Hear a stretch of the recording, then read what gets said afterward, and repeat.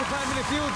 Dahil rush hour Friday ngayon, gusto muna natin i-shoutout ang mga nakasakay sa bus, taxi, jeep, at iba rin po mga motoristang natatraffic ngayon. Ako, buti na lang, naka-livestream po kayo ng Family Feud para maaliw kayo at pwede kayong manood at hindi mainip sa biyahe. Dahil Fast Money Round na, kasama po natin si Direk Michael, Tito Michael ng Team Eduardo mula sa bagong afternoon series na Forever Young. Nanalo na po kanina sila ng 100,000 pero mas masaya kung makapag-uwi sila ng total cash prize of... That's right. Bukod dyan, may 20,000 pesos din ang napili nila charity. Tito Mike, ano po ang napili ninyo? Napili namin yung Philippine Animal Welfare Society, yung POS. POS, Philippine Animal Welfare Society.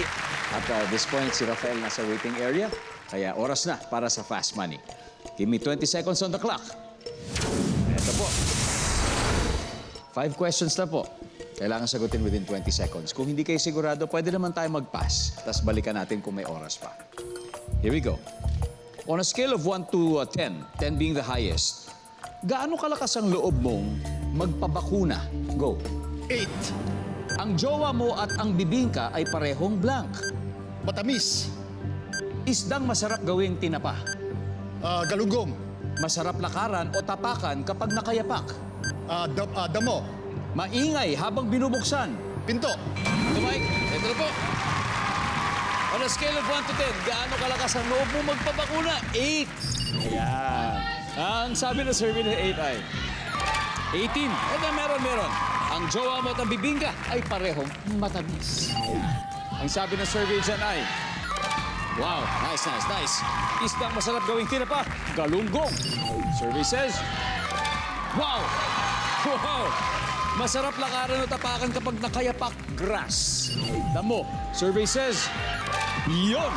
110. Maingay habang binubuksan, pinto. Ayan na. Ang sabi ng survey ay, tumpak. Wow.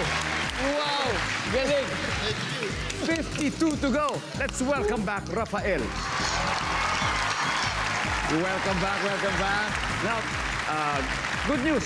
Alam nyo, si Mr. Michael Dimese nakakuha po ng 148. Okay. Ibig sabihin, 52 na lang ang kailangan mo, Rafael. Okay. So at this point, makikita na po ng viewers ang sagot ni Tito Mike. So give me 25 seconds. Ito na po. On a scale of 1 to 10, 10 being the highest, gaano kalakas ang loob mong magpabakuna? Go. 7.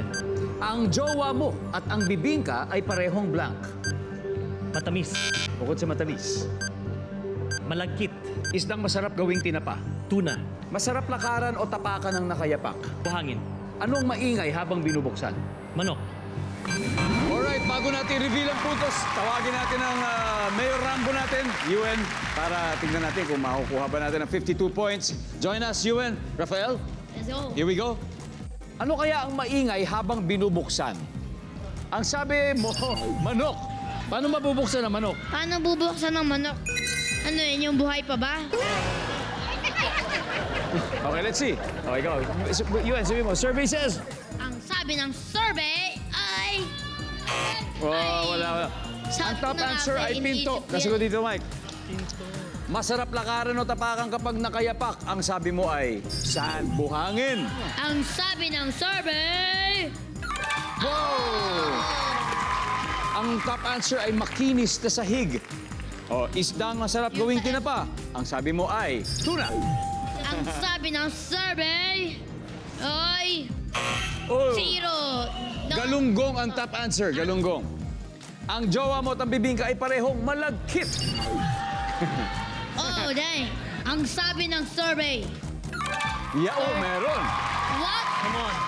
Ang top answer ay masarap.